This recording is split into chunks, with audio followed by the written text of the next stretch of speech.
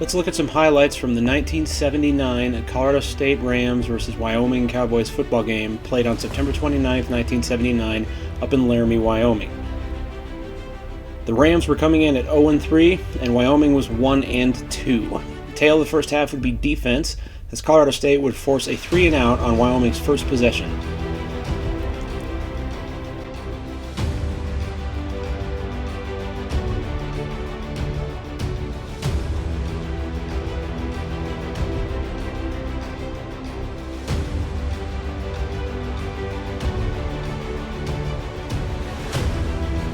CSU would get the first couple of first downs of the game with some pretty hard running by Alvin Lewis and some clutch passing by Keith Lee, but ultimately they would also be forced to punt, as Wyoming's defense also held strong, keeping CSU out of field goal range.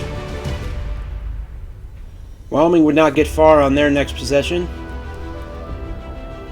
and on the ensuing punt, Alvin Lewis, learning perhaps from his previous attempt, took a different approach and actually had a decent return, getting CSU almost to midfield before taking a pretty hard hit.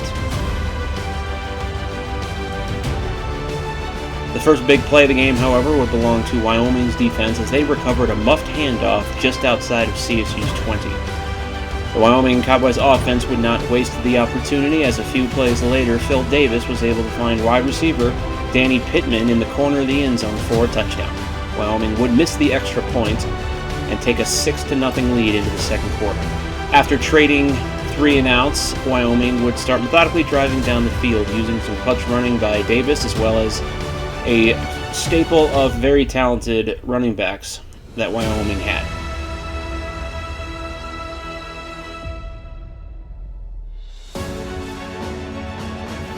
However, the drive would stall, and after a couple of penalties, they would find themselves out of field goal range, being forced to punt.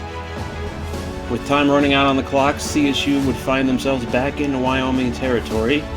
However, a strong Cowboys defense forced them back out of field goal range, and we went to halftime with a 6-0 lead for Wyoming.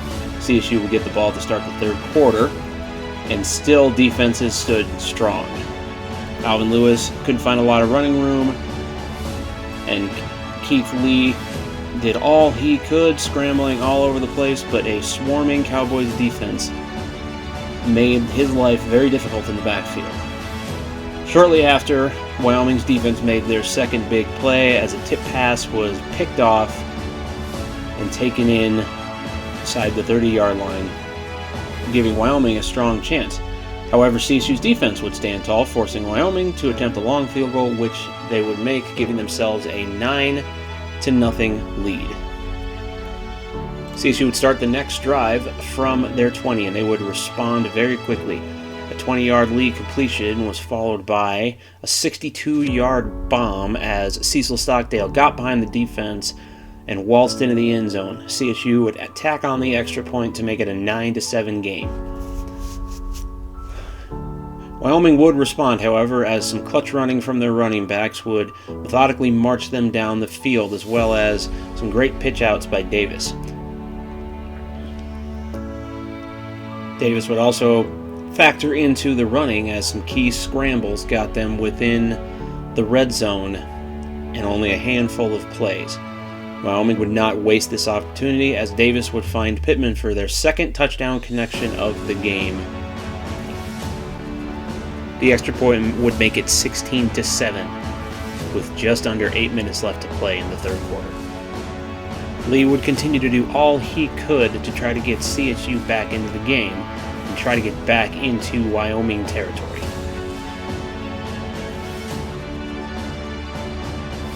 But they would ultimately be forced to punt. And a great special teams play would, however, pin Wyoming inside the 5-yard line. Not surprisingly, Wyoming would then be forced to punt, playing conservatively, and Lewis was got set to field this next punt on the bounce, and he just gets obliterated.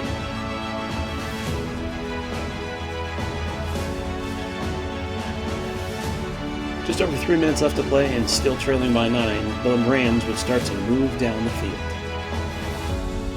However, Wyoming's defense was still playing extremely well and would force a sack, and a few plays later, Lee completely missed the coverage and threw right to a Wyoming defender, ending a fantastic opportunity for CSU. As we get into the fourth quarter, Davis would keep the ball moving for Wyoming.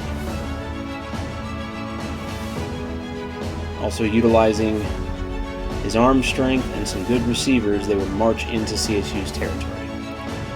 On 2nd and 10, however, CSU's defense would come up with a big play, and a great sack would force a 3rd and long, which Davis would ultimately overthrow his receiver, putting them out of field goal range. They would have to settle for a punt.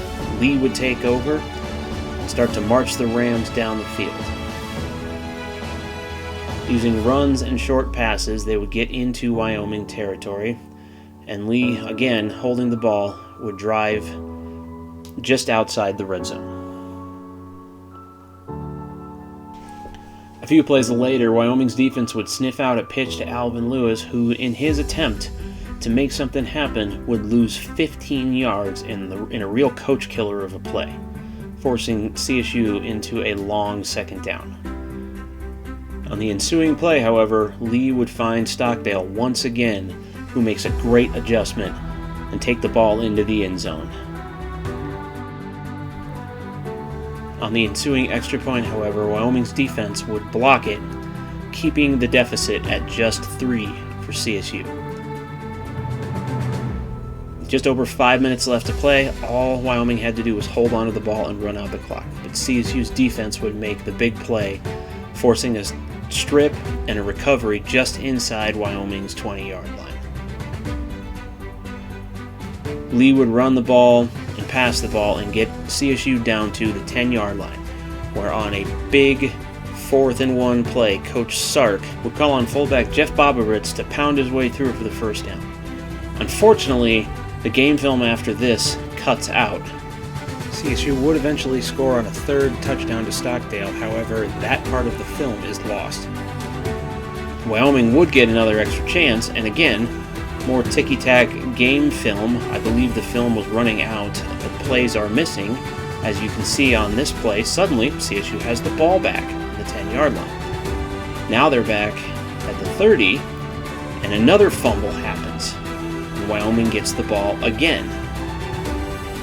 Again, I'm not sure if these plays are in line. However, Wyoming would get one last chance, and one last Hail Mary is batted down, preserving the win for CSU. 1979, however, was not a good year for CSU or Wyoming, as CSU would finish 4-7-1, and Wyoming would finish 4-8.